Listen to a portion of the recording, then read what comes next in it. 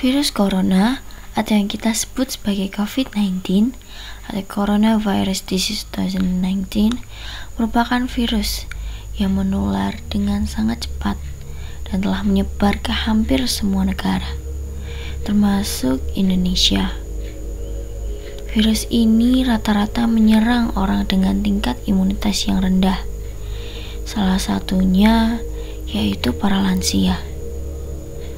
Dengan gerak yang sudah terbatas dan terkena virus tersebut, tentu sangat membuat mereka kesulitan dalam proses pengobatan. Namun, tidak hanya para pasien lansia saja, tetapi para tenaga kesehatan yang memiliki kontak langsung dengan pasien juga sangat rentan terkena virus ini. Dilansir dari kompas.com, tanggal 10 November 2020, menurut data dari Ikatan Dokter Indonesia, sebanyak 282 tenaga kesehatan meninggal akibat terinfeksi virus corona ini. Di antaranya ada 159 dokter, 114 perawat, dan juga 9 dokter gigi. Terjadinya perpindahan pasien dari satu ruang ke ruang lain, terutama pada para pasien lansia sendiri, membutuhkan bantuan berupa kursi roda.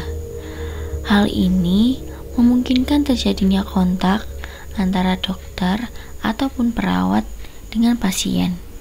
Dari latar belakang tersebut, pada tugas akhir kali ini, kami mahasiswa Teknik Komputer Kontrol Politeknik Negeri Madiun atas nama Dia Anita Sari dengan judul Sistem Kendali Jarak Jauh Smart Wheelchair pada pasien corona di rumah sakit berbasis Android, dan juga Alfian Fauzal Hussein dengan judul Rancang Bangun Smart Wheelchair Teleoperated.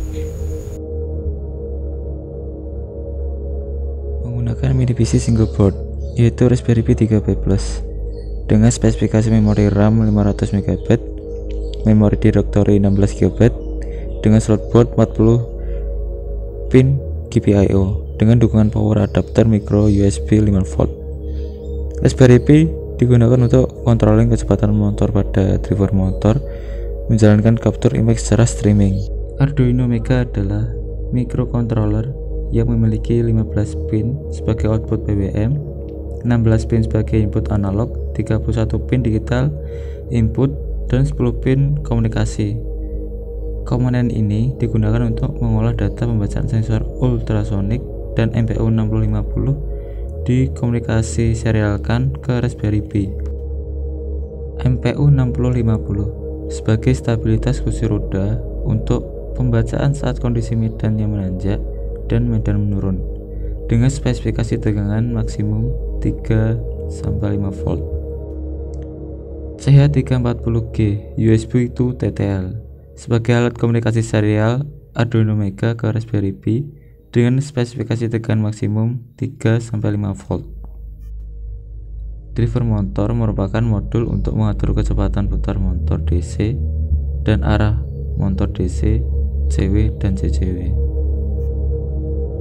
Modul charger yang digunakan untuk pengisian daya secara otomatis di saat terhubung dengan arus listrik dengan dukungan power supply 12 volt, mengatur set point minimum sampai maksimum tegangan sesuai dengan kapasitas maksimum baterai. Kamera Logitech sebagai pengambilan gambar untuk monitoring kendali jarak jauh dengan resolusi 720 pixel 30 frame per second.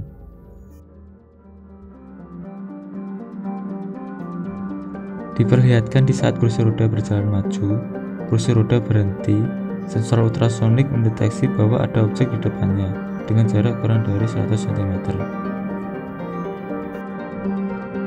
Di saat kursi roda akan berjalan mundur, sensor ultrasonik mendeteksi jika jarak lebih dari 100 cm, kursi roda akan tetap berjalan. Jika kursi roda kurang dari 100 cm, maka kursi roda akan otomatis berhenti.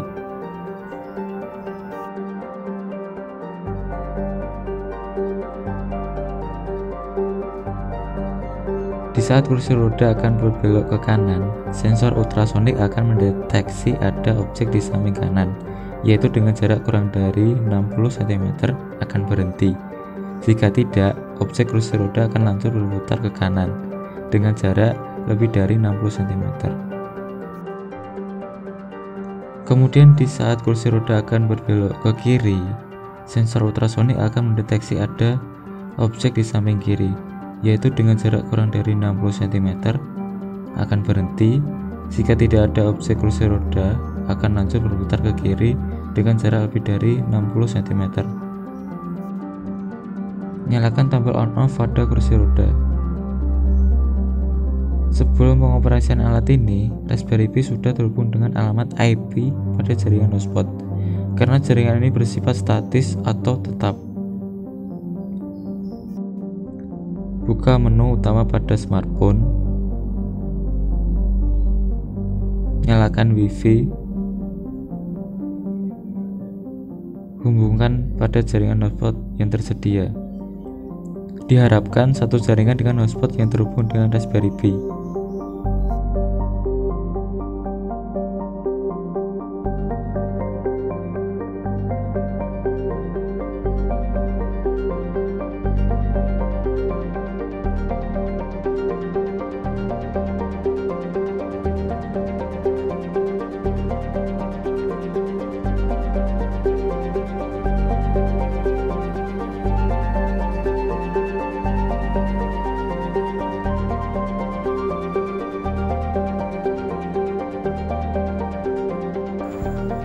Pada pengujian, sistem kendali smart wheelchair ini akan dibagi menjadi dua kendali. Yang pertama adalah kendali oleh tenaga medis, dan yang kedua adalah kendali oleh pasien. Terdapat batasan dalam menjalankan aplikasi smart wheelchair ini, yaitu hanya ada satu pengguna atau satu user yang dapat menjalankan kursi roda. Apabila terdapat dua user yang ingin menjalankan satu kursi roda yang sama, maka user dengan waktu login lebih dulu akan diizinkan untuk menjalankan atau mengendalikan kursi roda, sementara user dengan waktu login yang lebih lama dari user sebelumnya akan dialihkan ke laman monitoring dalam bentuk notifikasi yang kemudian akan logout dengan sendirinya apabila user yang menjalankan telah selesai mengendalikan kursi roda.